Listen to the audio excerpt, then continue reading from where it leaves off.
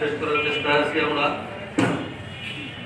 আজকে সবচেয়ে বড় কথা যে এই যে খিলগাঁও থানার একটা মিশন হয়েছে, এরপরে 3 নম্বর ওয়ার্ড, 2 নম্বর ওয়ার্ড, 74 নম্বর ওয়ার্ড, 75 নম্বর ওয়ার্ড, এই 4টা ওয়ার্ড এবং থানার মিশন। এই মিশনগুলোতে আপনারা সবাই কিন্তু বক্তব্য শুনছেন কম বেশি, যারা উপস্থিত ছিলেন। মোটামুটি এই সমস্ত মিশনগুলোতে আমাদের মিশন প্রধানের, মিশন সদস্যরা এবং অন্য ওয়ার্ডের নেতৃবৃন্দরা ওরস শরীফ সম্বন্ধে অনেক আলাপ আলোচনা করছেন। আর সবচেয়ে বড় কথা, এই মিশন, এই ওরস শরীফ আমরা তো সবাই অনেক আগে থেকে করতেছি, সবাই জানি কিভাবে আমরা ওরস শরীফগুলো করতে হয়। তারপরে সবসময় আমরা এই ওরস শরীফের কথাগুলোই বলে থাকি। যাই হোক, এই যে ওরস শরীফ, এইবারের ওরস শরীফ আমরা সবসময় বিগত সময় ওরস শরীফ করছি, এইবারের ওরস শরীফটা আমাদের জন্য কিন্তু একটু ভিন্ন প্রেক্ষাপট, ভিন্ন তাৎপর্য নিয়ে আমাদের কাছে কিন্তু উপস্থিত হয়েছে। আপনারা সবাই জানেন যে বাকুড়িয়া পাক দরবার শরীফ, বাকুড়িয়া পাক দরবার শরীফের যে অবকাঠামো কিন্তু খুব সংক্ষিপ্ত সময়ের মধ্যে ভাইজান কিন্তু শেষ করতেছে। আর প্রধান হুজুরের যে একটা ভবিষ্যৎবাণী ছিল আমাদের বিশ্ব জাকির মন্দির অনুসারীদের প্রতি, সেটার বাস্তব রূপ আমরা কিন্তু এই 2020 সালে আমরা দেখছি, 2019 সালে দেখছি আমরা। যে প্রধান হুজুর বলছিলেন যে বাবা, এমন একটা ঘটনা ঘটবে, ঘটনার পরিপ্রেক্ষিতে 14 আনি লোক এই সত্যের পথ থেকে সরে যাবে, এবং তাই কিন্তু হয়েছে। তারা যতই বলুক যে তারা এই তরিকার পথে আছে, কিন্তু কে প্রধান হুজুরের কথা কিন্তু সঠিক। প্রধান হুজুর যা বলছেন সেটাই সঠিক। বলি আমাদের কথা, হাকিকত আল্লাহ পাকের কথা। প্রধান হুজুর আমাদেরকে যেই নসিহতগুলো দিয়ে গেছেন, যেই অজিফাগুলো দিয়ে গেছেন, সেই অজিফার মধ্যে আপনি যদি কোনো একটা বাদ দেন, তাহলে কিন্তু সম্পূর্ণ অজিফাটা থাকে না। একটা হিন্দিতে একটা কথা আছে যে সচ ঘাটে ইয়া বারে, সচ হি না রাখে। অর্থাৎ আপনি যদি সত্যকে যদি একটু কমান, একটা সত্য থেকে যদি কিছু অংশ ছাইটা ফেলা দেন, অথবা একটা সত্যের মধ্যে যদি মিথ্যাকে ইনক্লুড করে এটাকে বাড়ান, তাহলে কিন্তু এটা সত্যটা সত্য থাকে না, এটা মিথ্যা হয়ে যায়। ঠিক তেমনি প্রধান হুজুর আমাদেরকে যেটা দিচ্ছেন, দেশখণ্ড নসিহতের মধ্যে সমস্ত কিছু এটা বাস্তব দালিলিক ভাবে আমাদেরকে দেওয়া গেছে। সুতরাং এইখানে যদি কেউ যদি এটা অস্বীকার করে, এটা মানি না, তাদের না মানার কারণে আমাদের কিছু আসে যায় না। তারা না মানার কারণে কিন্তু তারা তরিকার থেকে ছিটকায় গেছে। তারা যাই কিছু করুক, ওইটা সত্যের পথ না। প্রধান হুজুর বলছিলেন, বাবা আমি পীরগিরি করার জন্য বাংলার জমিনে আসি নাই। প্রধান হুজুর পীরগিরি করার জন্য আসেন নাই। আল্লাহর ওলি সকল কিন্তু প্রত্যেকে আল্লাহ পাক আল্লাহর ওলিদেরকে দুনিয়াতে পাঠান একটা বিশেষ উদ্দেশ্য নিয়ে। এই উদ্দেশ্যগুলো কিন্তু থাকে কি, সমস্ত ওলি আল্লাহদের কিন্তু একটাই উদ্দেশ্য থাকে, একটা সমস্ত ওলি আল্লাহদের উদ্দেশ্য কিন্তু একটাই, মানুষকে সত্যের পথ দেখানো, কিন্তু কে প্রধান হুজুর বলছেন, বাবা যেই সত্যটা আল্লাহ পাক আমাকে দিয়েছেন, এটা আর কাউকে দেন না। এটা অন্যের কথা আমি বলি না, কিন্তু যারা নাকি বিশ্ব জাকির মন্দিরের মুরিদা, তাদের কি এই সত্যটাকে মানা কি উচিত না? এটা আমাদের ঈমান না? প্রধান হুজুর বলছেন, বাবা যে জিনিস আল্লাহ পাক আমাকে দিয়েছেন, এটা অন্য কোন ওলি আল্লাহকে দেন না। সুতরাং ওই জিনিসটা কি, এটা আমাদের জানতে হবে। প্রধান হুজুর বলছিলেন, বাবা আমার মাধ্যমে 1994 সালে খুব সম্ভবত প্রধান যখন অসুস্থ হয়ে পড়লেন, তখন বলছিলেন, বাবা আমার মাধ্যমে আজকের থেকে পীরত্বের যুগ শেষ হয়ে গেল। কথা শুনছেন কেউ? এটা প্রধান হুজুর বলছিলেন, বাবা আমার মাধ্যমে পীরত্বের যুগ শেষ হয়ে গেল, এখন ইমামতের যুগ আরম্ভ হইল। আমি তোমাদেরকে ইমামের হাতে সইবা দিয়ে গেলাম। সেই ইমাম কে ছিলেন? সেই ইমাম কারা ছিলেন? প্রধান হুজুর আমাদেরকে 2টা ইমামত দিয়ে গেছেন, আলহাজ খাজা মিয়া ভাইজান মুজাদ্দিদি এবং আলহাজ খাজা বেদু ভাইজান মুজাদ্দিদি সাহেব। মিয়া ভাইজান উনি তরিকতের যে বিশ্ব জাকির মন্দিরে যত কর্মকাণ্ড হবে এবং জাকিরদের দেখাশোনার সমস্ত কিছুর দায়িত্ব ছিল মিয়া ভাইজানের উপরে, এবং মিয়া ভাইজান তার সেই দায়িত্বকে সুচারুরূপে উনি পালন করছেন। আর এই সত্য, এই নকশবন্দিয়া মুজাদ্দিদিয়া তরিকা দয়াল নবী রাসূল পাকের সত্য ইসলামকে সারা পৃথিবীতে ছড়ায় দেওয়ার দায়িত্ব পড়ছিল আলহাজ খাজা মেজর ভাইজান মুজাদ্দিদি সাহেবের উপর। আমরা কিন্তু এটা জাকের পাটিল যারা আছে আমরা মানি না, তারা কিন্তু অর্ধেক মানে না, অর্ধেক মানে না। সুতরাং যারা মানলো না, যারা কেবলাদান হুজুরের নসিহতকে যারা মানলো না, তারা হুকুমকে মানলো না, তারা কিন্তু বাতিলের খাতায় নাম লেখাইলেন। আমরা ওলি আল্লাহদের কদমে যাই, তাই না? কিছু কিছু কথা গতকালকে 75 নম্বর ওয়ার্ডে বক্তব্য দিয়েছিলাম আর কি, একটা কথা বলছিল একটু পরিষ্কার করে, ওইখানে বলে নেই, পরবর্তীকালে বলা হয়েছে একটা কথা পরিষ্কার করে। আমরা ওলি আল্লাহর কাছে যাই, আমাদেরকে বলা হয় যে আপনারা তো শিরক করেন। খেয়াল করেন কথাটা, আপনারা তো শিরক করেন। কি শিরক করি আমরা? আপনারা তো পীরের কাছে চান। নাউযুবিল্লাহ। আমরা কি পীরের কাছে চাই? আমরা কি পীরের কাছে চাই? না। আমাদের যে চাওয়াটা আছে আমরা আল্লাহর কাছে চাই। আমাদের যে চাওয়াটা আছে আমরা আল্লাহর কাছে চাই। বাবার ছোটবেলায় বাবায় দিব পয়সা, চাইতাম কার কাছে? হ্যাঁ, বাবায় দিব পয়সা চাইতাম কার কাছে? তারপরে এখনো বলি, খাওয়াইলো কে? খাওয়াই কে? আল্লাহ না? মানুষের কাছে চান কেন? সবকিছুকে শিরকের পর্যায়ে নিয়ে না, শিরক না। আল্লাহর ওলির কাছে আমরা যাই, আমাদের হালত বলি, বাবা আমার এই অবস্থা, আমার এই অবস্থা, এটা আমাদের বুঝতে হবে যে কি শিরক? এটা শিরক না। আল্লাহ বলতেছেন যে বান্দা আমার পথে আত্মনিয়োগ করে, আমাকে পাইবার পথে আত্মনিয়োগ করে, আমি তাকে আমার রাস্তায় পথ দেখাই। এটা আল্লাহ পাক ওলি আল্লাহদেরকে রাস্তা দেখাই দিয়া যান। আর কি করেন? তার বন্ধুত্বের আসনে আল্লাহ পাক যে চেষ্টা করে আল্লাহ পাক তাকেই দেন। কিভাবে দেন? কিভাবে দেন? সূরা এই বুখারী শরীফের একটা হাদিস, এবং এটা হাদিসে কুদসিও। বুখারী শরীফের হাদিস অস্বীকার করার জায়গা আছে? জায়গা আছে?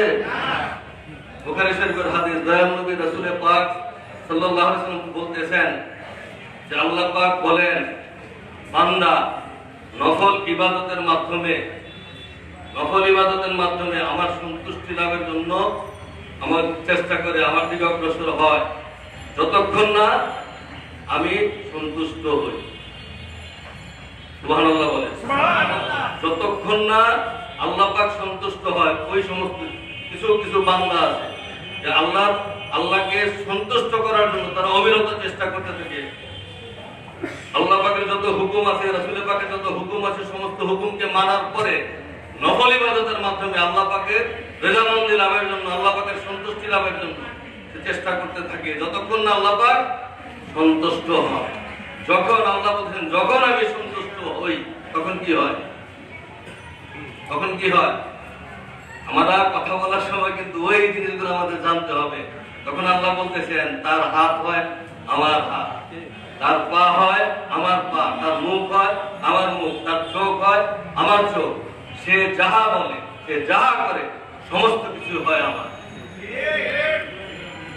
অর্থাৎ আল্লাহ পাক দুনিয়াতে খলিফা প্রেরণ করবেন। বলছিলেন না, ইন্নী জাইলুন ফিল আরদি খলিফা, আমি পৃথিবীতে আমার খলিফা প্রেরণ করব। সূরা বাকারা 30 নম্বর আয়াত খুব সম্ভবত। ইন্নী জাইলুন ফিল আরদি খলিফা, আমি পৃথিবীতে আমার খলিফা, প্রতিনিধি প্রেরণ করব। খলিফা বলতে কি বোঝায়? খলিফা বলতে কি বোঝায়? খলিফা হলো সেই ব্যক্তি, আমি যদি কাউকে কোনো জায়গায় পাঠাই, আমার ক্ষমতাটা তাকে দিয়া পাঠাই না, আমার ক্ষমতাটা তাকে দিয়া পাঠাই না, ঠিক না? একজন কোন প্রতিষ্ঠানের চেয়ারম্যান কিংবা এমডি কিংবা মালিক, উনি বাইরে যাইবেন, উনি বাইরে যাওয়ার সময় উনি একজনকে ওনার প্রতিনিধি খলিফা হিসেবে দিয়ে যান, প্রতিনিধি দিয়ে যান, আমার অবর্তমানে তুমি আমার কর্মকাণ্ডগুলো তুমি করবে। তো পাওয়ারটা কার কাছে যায়? ওই লোকের কাছে। তো পাওয়ার দিতে হয়। তা আল্লাহ পাক বলতেছেন যে আমি আমার দুনিয়াতে আমার খলিফা প্রেরণ করব। এইখানে সব আরো পরিষ্কার করে বোঝানোর জন্য বলি, আমরা শিরক করি না। আপনার যদি এখন মারাত্মক অসুখ হয়, আপনি কার কাছে যাইবেন? ডাক্তারের কাছে। ডাক্তার সাহেব আপনার চিকিৎসা করবে। খুব জটিল একটা অসুখ হয়েছে আপনার, চিকিৎসা করবে। চিকিৎসা করার পরে ডাক্তারের চিকিৎসার পরে আপনি ভালো হইলেন। এখন আপনি বলেন আপনাকে ভালোটা করলো কে? আল্লাহ ভালো করলো, কিন্তু গেলেন তো ডাক্তারের কাছে। ডাক্তারের চিকিৎসা না করলে তো মরে যেতেন, তাই না? বলে আল্লাহ ভালো করছে, আল্লাহ ভালো করছে তার প্রতিনিধির মাধ্যমে, ওই ডাক্তারের মাধ্যমে। সুতরাং আমরা আল্লাহর ওলিদের কদমে যাই, আমাদের নালিশ গুলা জানাই। আর আল্লাহ পাক তাদেরকে খলিফা হিসেবে দুনিয়া প্রেরণ করছেন। এখানে যারা বিশ্ব জাকির মন্দিরের মুরিদান আছেন কিংবা অন্যান্য দরবারের যারা অলি আল্লাহ ভক্ত লোক আছেন, তারা সবাই দেখছেন। আমার কেবলাদানের কথা আমরা বলি। আমার কেবলাদান হুজুর বিশ্ব জাকির মন্দিরে 8 বছর অজপার আগে একটা চেয়ারে বসা, বিশ্ব জাকির মন্দির 8 বছর অজপার আগে একটা চেয়ারে বসা সারা দুনিয়ার মানুষের সমস্যার সমাধান করছে। আপনি কেউ যায় বলছেন বাবা আমার পেটে ব্যথা, বলছেন না? কেউ যায় বলছেন আমার মাথায় ব্যথা, বলছেন না? কেউ যায় বলছেন বাবা আমি এমন এক কেসে আটকাইছি বাবা, আমার তো বাইরের কোনো উপায় নাই, ঠিক না? আবার আরেকজনে গিয়ে বলছেন বাবা আমার ছেলে বেকার হয়ে বয়ে রয়েছে, তার চাকরির কোনো সংস্থান হইতেছে না, আমার মেয়ে বিবাহযোগ্য মেয়ে, তার বিবাহ হইতেছে না বাবা। কত ধরনের নালিশ করছেন, তাই না? তো ওনার কাছে যায় আইনের পরামর্শ নিয়েছেন, ওনার কাছে যায় চিকিৎসার পরামর্শ নিয়েছেন, ওনার কাছে যায় আপনার অভাব আছে এটার পরামর্শ নিয়েছেন, ওনার কাছে বলছেন আমার ছেলের চাকরি হয় না। কেবলাদান হুজুরকে সব জায়গায় কি টেলিফোন করে দিয়েছেন আপনার লেগে? উনি একটা জায়গায় পয়সা বলছেন যান আপনার দাদা হুজুর দয়া বলছেন না এই কথা? বাবা আপনার দাদা হুজুর দয়া করবেন, তার মানেটা কি? আবার বলে এইখানেও কি শিরক হলেনি দাদা হুজুর দয়া করবে? কেবলাদান হুজুর নিজেকে লুকাইছে, কেবলাদান হুজুর নিজেকে লুকাইছে। ওই যে দাদা হুজুর বলছিলেন যখন শেখ সরোজ শরীফে কেবলাদান হুজুরকে খাজা বাবা বললেন যাও বাবা 8 জমিনে যাও, সেখানে সত্য ইসলামের পতাকা উড়াও, সবকিছু দিলেন।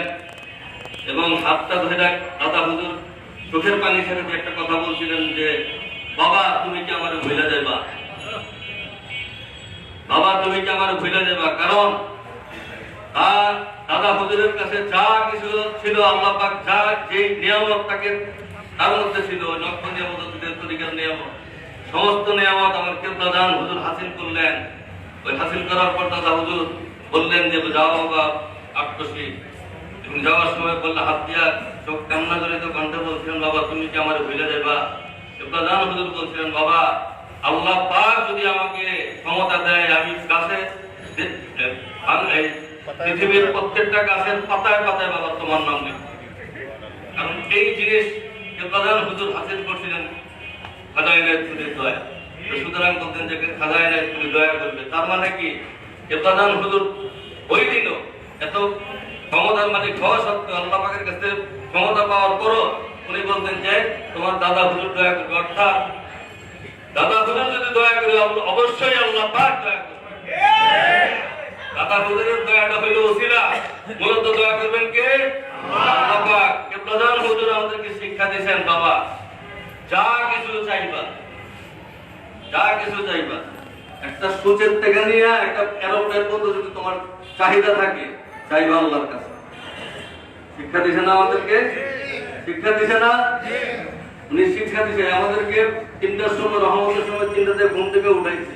বাবা ঘুম থেকে উঠেন, উঠানোর পরে কি করছে? কালামে পাক থেকে তেলাওয়াত করাইছে, তারপরে এক কদম মিলাদ শরীফ করাইছে, তারপরে বলছেন বাবা আল্লাহকে ডাকো।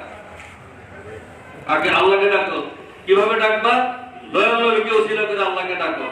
যা চাওয়ার এই আল্লাহ এই সময় আল্লাহ পাকের কাছে যাও, সমস্ত কিছুই আল্লাহ পাক তোমাকে দিবে। আমাদেরকে বাজার আমাদের শিরক করায় শিখায় নাই, আর আমরাও শিরক করি না। যারা দূরে থেকে দেখে তারা মনে করে যে শিরক করতেছে। আমরা পীরকে বাজারের কদমে আমরা কদম মুসি করি। কদম মুসি করা সুন্নাত, কদম মুসি করা সুন্নাত। খেয়াল রাখেন সবাই, তারা আমাদেরকে দূরত্বে দেখে বলে তারা সেজদা করে, নাউযুবিল্লাহ। আমার কেবলাদান হুজুর, এই যে এখানে লেখা আছে, কোন জায়গায় দেখেন, কোন না কোন জায়গায় লেখা আছে, আমার কেবলাদান হুজুর বলছেন, বাবা কোন মানুষ, কোন ব্যক্তি, কোন মাদারকে সেজদা করা হারাম। আমার কেবলাদান হুজুরের শিক্ষা, কোন মানুষকে, কোন পীরকে, কোন ব্যক্তিকে, কোন মাদারকে সেজদা করা যাবে না। সেজদা একমাত্র কার? আল্লাহ। সুতরাং আমাদেরকে, যে যারা নাকি ভুল করছে, তাদের ভুলগুলো ইনশাআল্লাহ আস্তে আস্তে সবাই ভুল ছুটে যাবে। তারা দূরের থেকে আমাদেরকে দেখছে, আমরা কদম বসি করছি, তারা মনে করছে আমরা সেজদা করছি। অসম্ভব ব্যাপার। কদম বসি হইল ইসলামের অনন্য সুন্নাত। আমরা যে অনেকে পায়ে ধরে সালাম করি, এটা ইসলামে নাই, এটা ইসলামে নাই। ইসলামের সুন্নাত হইল কদম বসি করা। রাসূল পাক সাল্লাল্লাহু আলাইহি ওয়াসাল্লামকে সাহাবাগণ তার পায়ে এবং হাতে এবং পায়ে কদম চুম্বন করতেন। আমরা ওই সুন্নাতটাকে আমাদের পীরকে বাজানোর উদ্দেশ্যে আমরা করে থাকি। এবং এই কদম বসি কাকে করা যায়? সবাই এই কদম বসি করা যায় না। কদম বসি করার প্রথম হকদার হলো প্রত্যেকের কাছে তার আপন মা, তারপরে বাবা, এবং তারপরে হলো আধ্যাত্মিক শিক্ষক অর্থাৎ পীর মুর্শিদ যারা। তারা এইগুলো দূরের থেকে দেখছে, দূরের থেকে দেখতে তো বোঝা যায় চিন্তা করছে। এই সমস্ত ভুল ধারণা থেকে আপনারা বাইরে আসেন। আমরা আজকে কিন্তু ভাই বেশি কথা বলার সময় আসলে নাই। কিছু কিছু কথা রাসূল পাক সাল্লাল্লাহু আলাইহি ওয়াসাল্লাম অনেক কথা বলছেন এই ওলি আল্লাহদের সম্বন্ধে। বলছেন যে অনেক তো সমালোচনা অনেকেই করছে। দয়াল নবী রাসূল সাল্লাল্লাহু আলাইহি ওয়াসাল্লাম বলতেছেন, তোমরা মুমিনের অন্তর্দৃষ্টিকে ভয় করো। অনেকে তো অনেক ধরনের কথা বলছেন, অনেকে অনেক ধরনের কথা বলছেন, বইলে কিন্তু তারা সাজাও পাইছে। আমরাও ওই সম্পর্কে সমালোচনা হবে, সমালোচনার দরকার নেই। আমাকে আপনারা আমাদেরকে সমালোচনা শিক্ষাই দেন। দয়াল নবী বলতেছেন যে তোমরা মুমিনের অন্তর্দৃষ্টিকে ভয় করো, কেননা মুমিন আল্লাহর নূর দিয়া দেখে। এটা কি বিশ্বাস হয়নি? এটা হাদিস, এটা হাদিস। কিন্তু আল্লাহ পাক আবার বলতেছেন আরেকটা আয়াতে যে হাবিব আপনি দুনিয়ার সমস্ত মানুষকে বলেন যে তোমরা আমল করে দাও। বলি আপনাদের শান দেখেন কোন জায়গায় আল্লাহ পাক দিয়েছে, হাবিব আপনি মানুষকে বলে দেন তোমরা আমল করে দাও। তোমাদের আমল দেখবে কে? আমল দেখে কে? আমল দেখার মালিক হলো একমাত্র আল্লাহ। কিন্তু আল্লাহ পাক বলছেন আমিও দেখবো, আমার রাসূল দেখবে এবং আমার মুমিনরাও দেখবে, আমার মুমিনরাও দেখবে। আচ্ছা, আমরা আজকে এখানে আছি, আমার আল্লাহও দেখতেছেন, আল্লাহর রাসূলও দেখতেছেন, আমার কেবলাদান হুজুরও দেখতেছেন। যারা বলে যে রওজা শরীফে যান না, রওজা শরীফ ছাড়া এই ওরস শরীফ হবে না, তো তোমাদের জন্য বলি, তোমাদের জন্যই যায় রওজা শরীফ যাও, আমাদের জন্য হইল আমার কেবলাদান হুজুর আমাদের সাথে, ঠিক কিনা?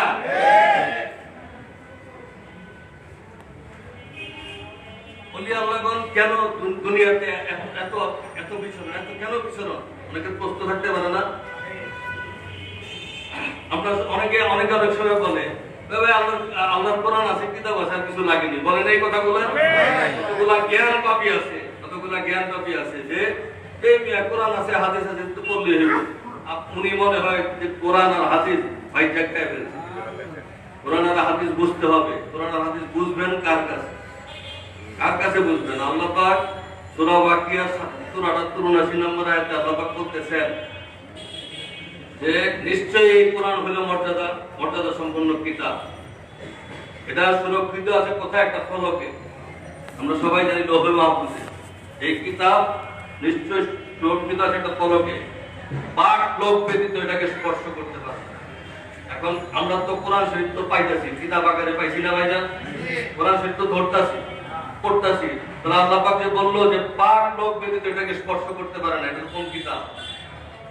এটা কোন কিতাব?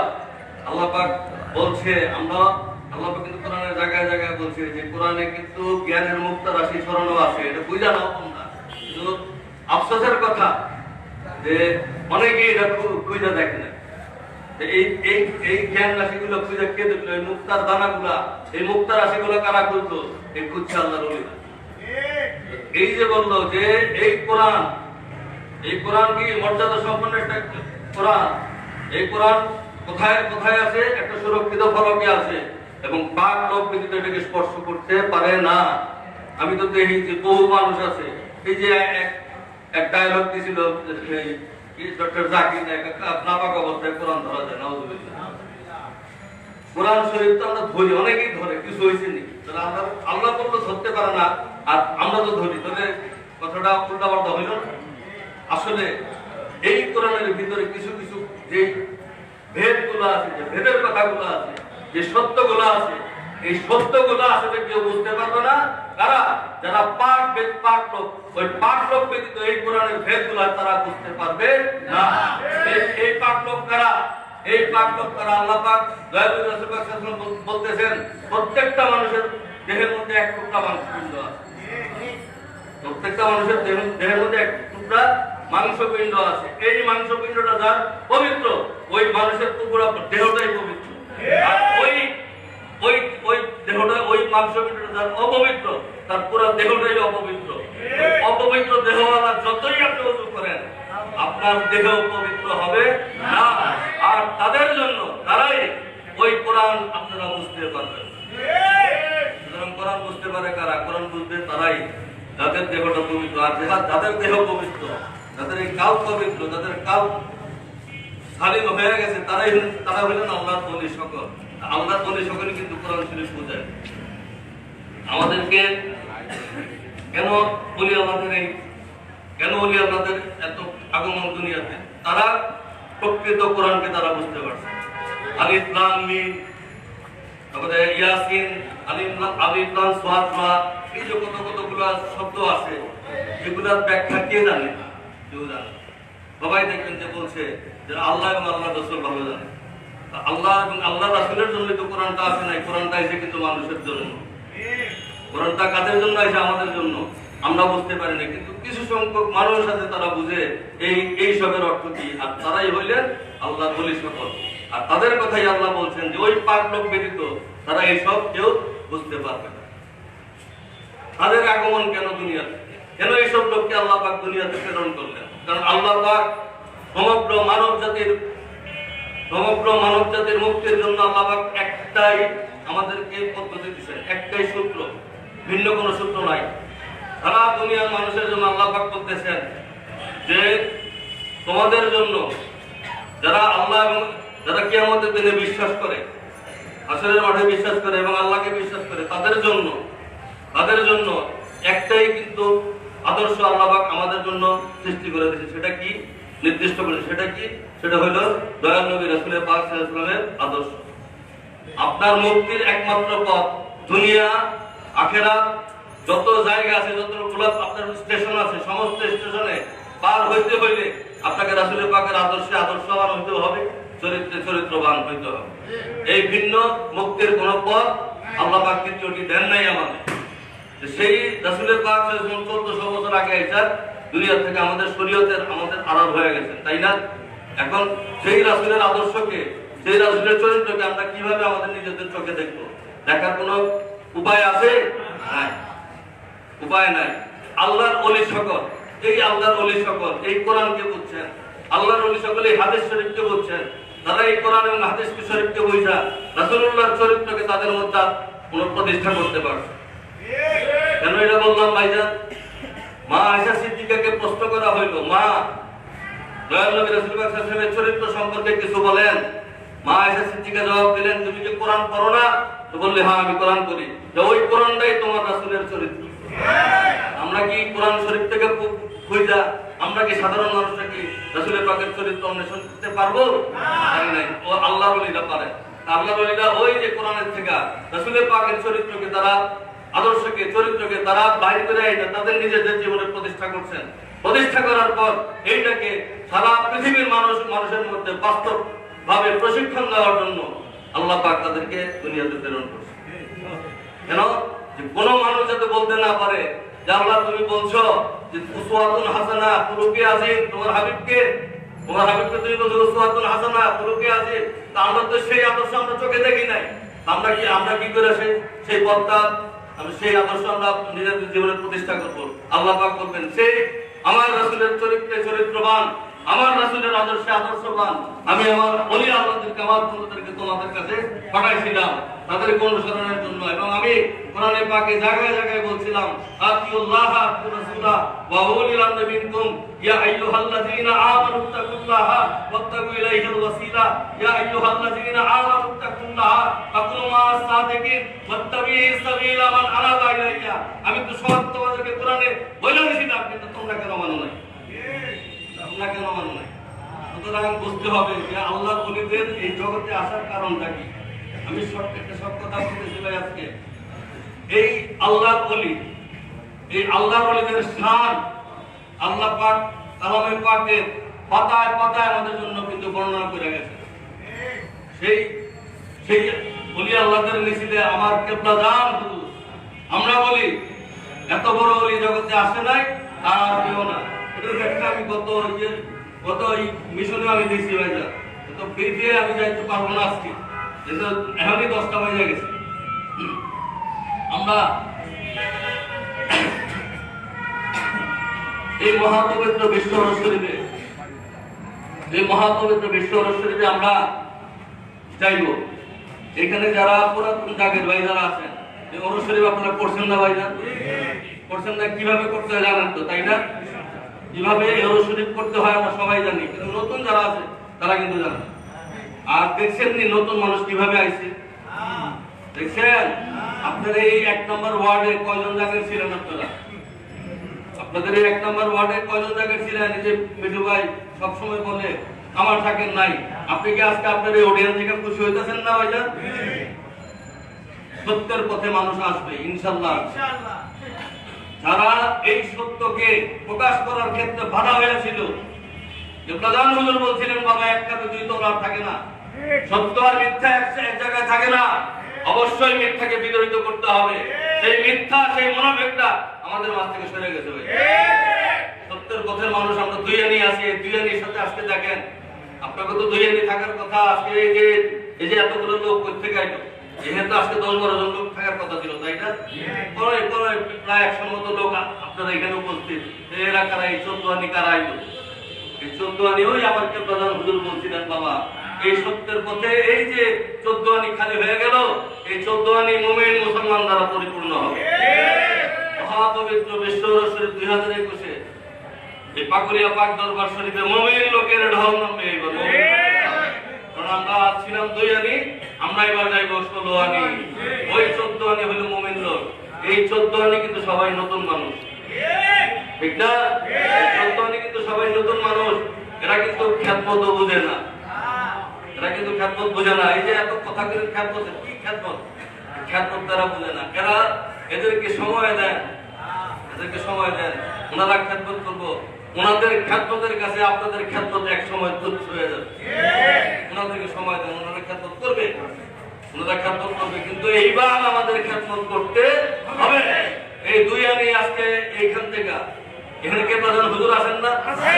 কোরআন শরীফের দলিল আমার কে প্রধান হুজুর এখানে আছে, ঠিক না? এই কে প্রধান হুজুরের উপস্থিতিকে আমরা ইমানের সাথে মাইনে নিয়ে এই 14 আনি বাদ দিয়া 2 আনি যারা আছি আমরা, এই 2 আনি মানুষকে আজকে আমরা শপথ করতে পারি না যে আমরা এই মহাপবিত্র বিশ্ব শরীফ 2021 এই 16 আনি মানুষের খ্যাতমত আমরা 2 আনি মানুষের করবো, ঠিক আছে?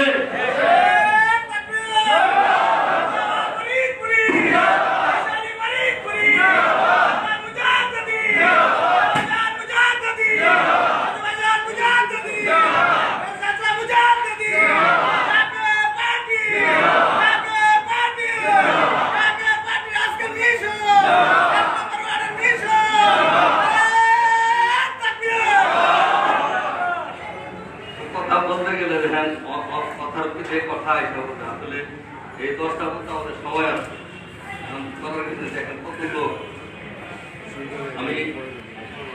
আমি এই তো 1 নম্বর ওয়ার্ডে আমরা সবসময় আসি, ইনশাআল্লাহ ভবিষ্যতে সবসময় কথা হবে। আমি আজকে আর কথা বাড়ানো যাবে না, আমি 2-3টা কথা বলি। আমার পরিবারে একটা কথা বলছেন, শরীরের মাঠে আমরা যারা যাবো, যারা বিভিন্ন ডিপার্টমেন্টে, আমরা কিন্তু কোনো না কোনো ডিপার্টমেন্টে পছন্দ করে।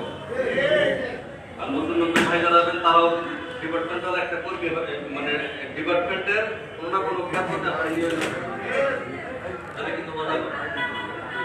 আমাদের কি হইলো যে আমরা যারা খ্যাতমতে সরাসরি থাকবো ওইখানে, তারা মাঠের কোনো কাজ ফেলে রেখে আমরা কিন্তু বাড়িতে আসবো না, ঠিক আছে? মাঠের কোনো কাজ আমরা ফেলে রেখে বাড়িতে আসবো, আমরা মাঠের কাজ শেষ করে দিয়ে তারপর আমরা বাড়িতে আসবো, আমরা যারা ক্ষেত্রে জড়িত থাকবো। আর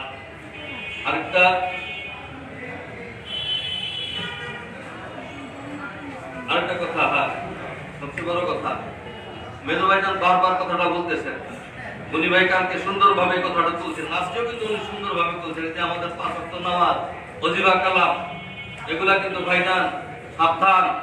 জাকের পার্টির যারা সদস্য আছেন, যারা জাকের পার্টির সদস্য, আপনারা কিন্তু রাসূলুল্লাহর আদর্শ নিয়ে কিন্তু আগাইবেন, সেই আদর্শ আগে নিজের মধ্যে কিন্তু প্রতিষ্ঠা করতে হবে, ঠিক কিনা? 5 ওয়াক্ত নামাজ আমি প্রধান হুজুর যে ওজিফা কালাম আমাদেরকে দিয়েছেন, এই সমস্ত কিন্তু আমাদেরকে সুস্থভাবে পালন করতে হবে, পরিপূর্ণভাবে। যে ওই যে কি আছে, পাগল আছে নাকি, পাগল নাকি দরবেশ, বন্ড আছে, বন্ড, পীরের দরবারে গেছি, পীরের দরবারে গেলে নামাজ লাগে না, ওগুলোর বন্ড, না। আর সবচেয়ে সর্বশেষ কথা একটা, আমরা তো এই দেশের নাগরিক, তাই না ভাইজান? এই দেশের নাগরিক, আমরা এই দেশের নাগরিক। আজকে কিন্তু জুম্মার নামাজে কিন্তু এই মসজিদ থেকেও কিন্তু বলা হয়েছে, আমাকে কিন্তু বলে নাই, আমাদের কিন্তু বলে নাই, কিন্তু এই দেশের নাগরিক হিসাবে আমাদের দায়িত্ব, আমাদের এই দেশের নাগরিক হিসাবে আমাদের দায়িত্ব। আপনারা যারা যারা নিজেদের বাড়ি আছে কিংবা যারা ভাড়াটিয়া, তারা সবাই এই যে থানার থেকে যে একটা ফর্ম ফিল আপ করার কথা বলতেছে, এটা অবশ্যই আপনারা এটা ফর্ম ফিল আপ করে পূর্ণ করে দিবেন। যারা ভাড়াটিয়া আছে ভাড়াটিয়ারা করে দিবেন বাড়িওয়ালার কাছে, আর বাড়িওয়ালাদের কাছে অনুরোধ যে ভাড়াটিয়াদের কাছ থেকে এটা নিয়ে আপনারা থানায় জমা দিবেন, থানায় জমা দিবেন। কারণ কি ভাইরা, জঙ্গি এবং মাদক এই দুইটাকে আমাদের ঠেক দিতে হবে। এটা আমাদের আদর্শের মধ্যে পড়ে না, এই তো জায়গার পার্টির রাজনীতি, তাই না? আমরা এটাকে ঠেক দিব, আমরা সাহায্য করবো সবাই মিলে। এটা রাজি আছেন কিনা? এই যে এটা আমাদেরকে দিবে, এটা সবাই এই ফর্মগুলো জোগাড় করার চেষ্টা করবেন এবং এই ফর্মগুলো জোগাড় করে এটা সংশ্লিষ্ট থাকবে, যেখানে জমা দেবেন সেইখানে জমা দেবেন। এটা দরকার আছে আমাদের ভাই, এটা আমাদের দরকার আছে। কারণ ঘাটতি মেয়েরা কিন্তু সব জায়গায় কিন্তু এই জঙ্গির দল এবং এই যে বিশেষ করে মাদক আজকে কিন্তু সব সমাজকে সর্বনাশের পথে ঠেলে দিচ্ছে, এদের থেকে আমাদেরকে কিন্তু সাবধান থাকতে হবে। যাই হোক ভাইজান, মহাপবিত্র বিশ্ব শরীফ আমাদের সম্মুখে, এই মহাপবিত্র বিশ্ব শরীফের মিশন নিয়ে এই খিলগাঁও থানার 22শে জানুয়ারি মহানগর থেকে যে মিশন আসছিল, সেই মিশন আজকে পুরা খিলগাঁও থানা 5টা ওয়ার্ডে ঘুরে, 4টা ওয়ার্ডে ঘুরে আজকে আমাদের এখানে একটা এই মিশন শেষ হইলো। এই মিশনের মূল যে জিনিসটা ছিল সেটা হইলো মহাপবিত্র বিশ্ব শরীফের দাওয়াত। কেবলান হুজুরের আওলাদ আলহাজ খাজা মেজো ভাইজান মুজাদ্দিদ সাহেব ঘোষণা করলেন যে আমাদেরকে যাওয়ার জন্য বিশ্বনবীর আবির্ভাব মন্দির পাকুড়িয়া পাক দরবার শরীফ। আগামী 20 তারিখ, 21 তারিখ, 22 তারিখ, 23 তারিখ পাকুড়িয়া পাক দরবার শরীফে এই মহাপবিত্র বিশ্ব শরীফ অনুষ্ঠিত হবে। এই দাওয়াত আপনারা পাইছেন, আগেও পাইছেন, আজকে পাইলেন। এবং এই ওরস শরীফ পালনের জন্য আমাদেরকে যাইতে হবে কোথায়? পাকুড়িয়া পাক দরবার শরীফ। কিন্তু আমাদের কথা এটা মানে মুখস্থ কোনো বিদ্যা না, হুকুমের দরবার, তাই না? আমার মেজো ভাইজান আমাদেরকে আমাদের এই কথাটা বলতে হবে, তাদেরকে বুঝাইতে হবে। আমরা এই কর্মকাণ্ড গুলো করবো কার হুকুমে? আলহাজ খাজা মেজো ভাইজান সাহেবের হুকুমে, আলহাজ খাজা মেজো ভাইজান মুজাদ্দিদ সাহেবের হুকুমে। আমার মেজো ভাইজান আমাদেরকে যেইখানে ওরস শরীফ করতে বলবে আমরা সেইখানেই করবো। রাজি আছেন না সবাই? আমরা ইমামতকে প্রতিষ্ঠা করব, আমরা ইনশাআল্লাহ ইমামতকে প্রতিষ্ঠা করব। ইমামতকে প্রতিষ্ঠা করতে হলে মেজো ভাইজানের প্রত্যেকটা কথা আমাদেরকে মানতে হবে। উনি যেইভাবে আমাদেরকে বলছেন, যেইভাবে বলবেন আমরা সেইভাবেই চলবো। কারণ আমরা জানি যে প্রধান হুজুরের কথাই হইলো মেজো ভাইজানের কথা। আর জাকের পার্টির চেয়ারম্যান, আমি এই ব্যাখ্যাগুলো আগে দিছি, আজকে দিলাম না। জাকের পার্টির চেয়ারম্যান হাকিকতে আমাকে প্রধান হুজুরের পক্ষ হইতে প্রতিনিধি হিসাবে এই চেয়ারম্যানশিপ পালন করতেছেন আমার মেজো ভাইজান। সুতরাং আমাদের মনে কোনো দ্বিধাদ্বন্দ্ব নাই, আমরা সত্যের পথে আছি। যারা আমাদেরকে কটূক্তি করে এরকম বলবেন যে তোমরা তোমাদের ঈমান নিয়ে তোমরা সাইডে থাকো, আমরা আমাদের ঈমান নিয়ে আমরা আমাদের পথে থাকবো। ইনশাআল্লাহ মহাপবিত্র বিশ্বরত শরীফে প্রত্যেকটা জাকের ভাই যেন মন প্রাণ উজাড় করে খেদমত করতে পারে। আর এই খেদমতের জন্য আমাদের দরকার হলো শারীরিক সুস্থতা এবং আর্থিক সক্ষমতা। আল্লাহ পাক উভয়টা যেন আমাদেরকে দান করে। এখানে যারা আসলেন, এখানে যারা আমাদের এই 1 নম্বর ওয়ার্ডের আজকের এই মিশনকে যারা রওনা করলেন, আল্লাহ পাক তাদের সকলের মনের নেক মাকসাদগুলো পূর্ণ করুন এবং প্রত্যেকটা জাকেরের ঘরে ঘরে আল্লাহ পাক তার রহমত, যে রহমত আমার কেবলাদান হুজুর নিয়ে আসলেন, এই রহমত যেন আল্লাহ পাক প্রত্যেকটা জাকেরের, প্রত্যেকটা মুমিন মুসলমানের ঘরে ঘরে আল্লাহ পাক। এবং আমিও কিন্তু এই ওয়ার্ডের একজন অধিবাসী, তাই না ভাইজান? আল্লাহ পাক যেন আমার কেবলাদান হুজুরের খাতিরে আমাকে যেন, আমার পরিবার পরিজনদের জন্য আল্লাহ পাক এই তৌফিক দান করে যেন আমিও যেন মন প্রাণ উজাড় করে আপনাদের সাথে খেদমত করতে পারি। এই বলে আমি আমার বক্তব্য আজকে শেষ করলাম। আসসালামু আলাইকুম ওয়া রাহমাতুল্লাহি ওয়া বারাকাতুহু।